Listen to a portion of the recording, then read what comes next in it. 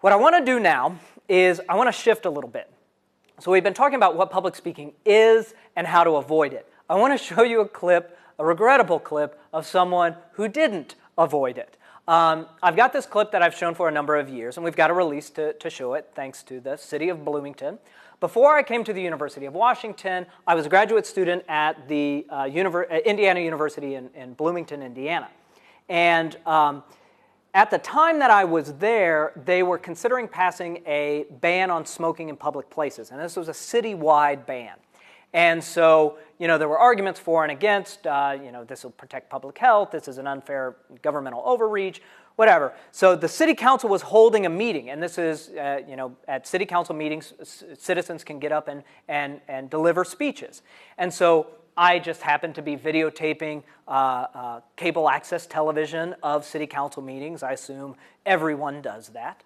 And so I was videotaping this, and I got this clip, and I've used it for years because it illustrates just so much about what happens when public speaking apprehension occurs. So what I want you to do is I want you to watch this clip for two things. I want you to watch this clip first for what is he doing that you think is making him nervous, that's making him more apprehensive. And then second, what is he doing that shows that apprehensiveness? How's he performing it so that anyone sitting there or watching the video knows, oh, this guy's losing it. So I want you to watch for these two things. What's he doing that may be making him more nervous, and how's he performing that nervousness so that you know that it's occurring?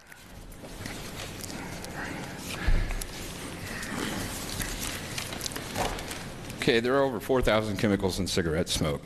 We know that. Any science professional can tell you that smoke itself does not cause cancer. Smoke's a combination of a bunch of different chemicals.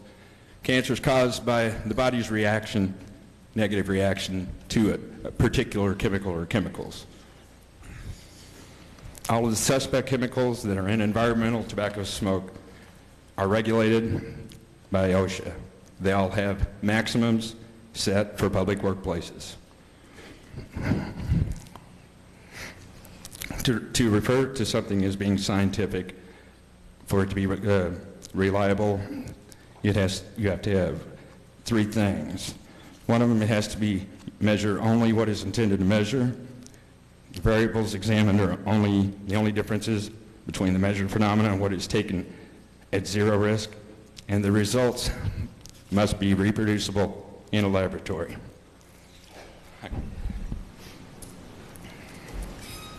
All of this excitement, the reason everybody's turned out so much for this is because it's all open to interpretation. No one has any facts. All you have is the studies done, which were questionnaires, basically. They were questionnaires, or do you feel very strongly about this, or kind of strongly? That's where they got the information in the epidemiological studies that they used, the EPA used, everyone else used. There are lots of pollutants generated, automobiles, power generating plants, things like that. One of the major generators of pollution, or was at one point, was hospital incinerators. One of the #1 producers of dioxin, which is linked directly to breast cancer. It's been proven that ETS doesn't cause breast cancer. If you, excuse me, I can't get my Mike, you have a minute. Okay. I'm just relax. Sorry. You have a minute. Okay, thank you. All right. I'm not a public speaker. I'm holding it. I'd like to let somebody else do it. Okay. Anyway, all the references that I've seen, I've probably done 300 hours of research since this all started. I went to the website that the hospital gave. It's a anti-tobacco lobby called Americans for Non-Smokers' Rights. It was founded by a gentleman named Stanton Glantz. Stanton Glantz is the one who started the number of 53,000 back in 1991. If you look at any of his other articles, he refers to it a lot. He never references it with any kind of study or anything. He just uses the number. You can see it, and see I have an article from 10 years later. Luckily, it's still the same number. I guess ETS hasn't killed anybody. It kills the same number every year. Every single article, it's 53,000. Okay, most of you have gotten studies from the Oak Ridge National Laboratory. Mike, you're out of time. I am? Yeah, Okay. you've used three minutes. Okay. Thank you for your time. Wow, that hurts to watch. I have watched that clip hundreds of times, and every time I do, I'm like, come on, dude, this time you can do it. This time you're going to be awesome and excellent. And it hurts to watch. And what hurts more is he's doing so much stuff that is actually causing his apprehension. And what kills me is a lot of that stuff is avoidable. So, you see he walks up there with a stack full of notes. He has not prepared that as a speech, as a presentation. That's a city council meeting. Normal citizen commentary at a city council meeting is 3 minutes. That's an impromptu speech. Just as a quick test here, this was at a city council meeting arguing for a ban on smoking in public places. Was he for or against the ban? He was against it, but you wouldn't necessarily know that to look at that clip, okay? Because it is so muddled that it's hard to suss out exactly what he's saying. The claims are not clear. And in fact, he spends so much time talking about evidence. ETS, he never defines this term. ETS is environmental tobacco smoke. In essence, what his argument is the research indicating environmental tobacco smoke is dangerous is flawed. That's his argument, but you can't get at it through what he says. But he's doing so much that's only making his apprehension that much worse. I asked you to look for two things. What's he doing that's making it worse, and how's he telegraphing that knowledge to you? What's he doing? Well, he's not thinking about the speech as a speech. He's getting up there and he says he spends all these hours of research, but he didn't think about how to craft this as something that could be followed along with as a listener.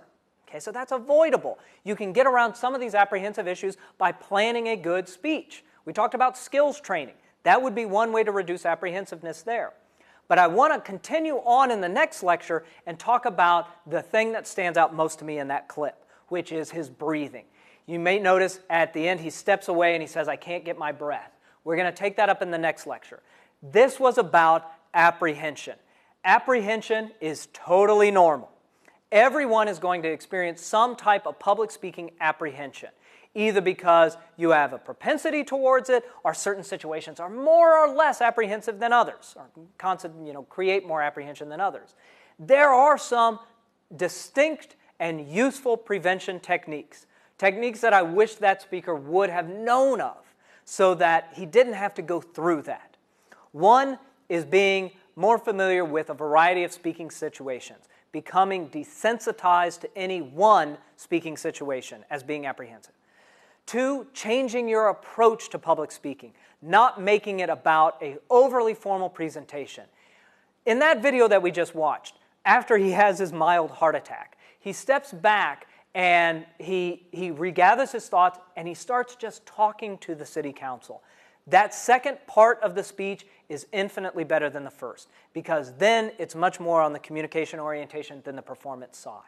But we can change how we think about public speaking and in doing so reduce some of our level of apprehension. But of course, and what this course is about is skills training, understanding how to put together a speech and perform a speech so that you're just good at it. And if you're good at it, you're probably going to feel less apprehensive in any one situation. So in the next lecture, we're going to talk about the breathing and projection problems that he had. But we can end now by saying that was painful apprehension. Speech apprehension is real, and it hurts. It hurts to watch, and it hurts to experience. But, and this is what gives me hope at least, it is avoidable. It is manageable. And that's what we need to be working on.